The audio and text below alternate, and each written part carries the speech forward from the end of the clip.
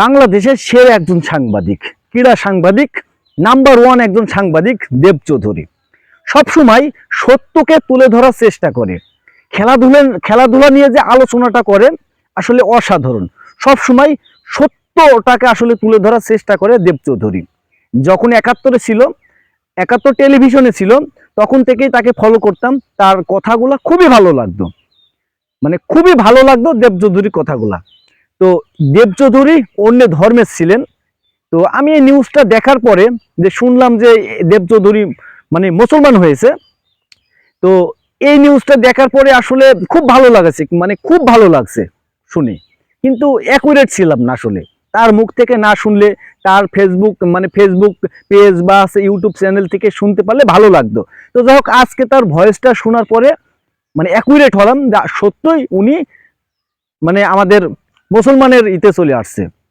তো এই খবরটা শোনার পরে, সত্যি কথা বলতে এই খবরটা শোনার পরে এত ভালো লাগছে, মানে এত ভালো লেগেছে। প্রিয় একজন সাংবাদিক, প্রিয় একজন মানুষ যখন মুসলিম হয়ে যায়, আমাদের ধর্মেই চলে আসে, তখন কিন্তু এমনিই ভালোবাসা চলে আসে। আমি দেখলাম যে ফেসবুকে বলেন, ইউটিউবে বলেন, কমেন্টগুলো দেখলাম যে এত সুন্দরভাবে সবাই কমেন্ট করেছে দেব ভাইয়ের উদ্দেশ্য করে। তো আসলে সবার কমেন্টই সুন্দর ছিল, অনেক সুন্দর ছিল। শুক্রবারে উনি আসলে মুসলিম গ্রহণ করেছেন।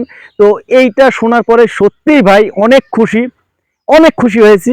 কারণ একজন প্রিয় মানুষ যাকে আসলে ফলো, তাকে আসলে আমি না, সবাই তাকে ফলো করে, যারা আছে ক্রিকেট খেলা দেখে, যারা ক্রিকেটকে ভালো লাগে, যারা খেলাধুলাকে পছন্দ করে, সবাই কিন্তু দেব চৌধুরীকে কিন্তু ফলো করে বা দেব চৌধুরীকে পছন্দও করে।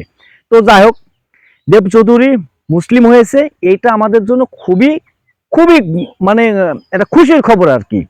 তো দেব চৌধুরী সত্যকে যেভাবে তুলে ধরতো, যেভাবে সত্য কথাটা বলতে তার হচ্ছে সত্য কথাটা বলতে তার একটা সাহস দরকার ছিল, সেই সাহসটা তার ভিতরে ছিল। এবার কিন্তু সত্যই তার সাহসী সিদ্ধান্ত উনি কিন্তু নিতে পেরেছে। এটা নিয়ে আসলে আমি সন্দেহ ছিলাম যে আসলে সত্যি কি গ্রহণ করেছে। যাক, আজকে ভয়েসটা শোনার পরে, দেব চৌধুরীর নিজের ভয়েসটা শোনার পরে আমি অ্যাকুরেট হয়েছি। তো যেটা বলতেছিলাম, যে সে যে সাহসী সিদ্ধান্তটা নিয়েছে, এটা কিন্তু এর আগেও আমরা দেখেছি যে তার খেলাধুলা যে বিষয় নিয়ে কথা বলে বা সাংবাদিকতায় সব দিক থেকে সে কিন্তু সাহসী এই ডিসিশন নিত। শুক্রবারেও আসলে বিশাল একটা সাহসী ডিসিশন নিয়েছে, যা দুনিয়ার বুকেও অনেক সম্মান পাবেন। মানে এইটা আবার আছে একরকম যে আল্লাহর কাছেও কিন্তু উনি একটা আলাদাভাবে সম্মান কিন্তু পাবে। আমি মনে করি যে উনি একজন খুবই সম্মানীয় ব্যক্তি, আল্লাহ তাআলার কাছেও যে কিন্তু সম্মানী থাকবেন আশা করি। এখন দেব ভাই যদি শুধু যে মুসলিম ধর্মে আসলেই হবে না, তাকে কাজগুলাও করতে হবে। আর যে লোক অন্য ধর্মের থেকে মুসলিম ধর্মে আসে, সে লোক কাজগুলাও কিন্তু ঠিকঠাকই করে।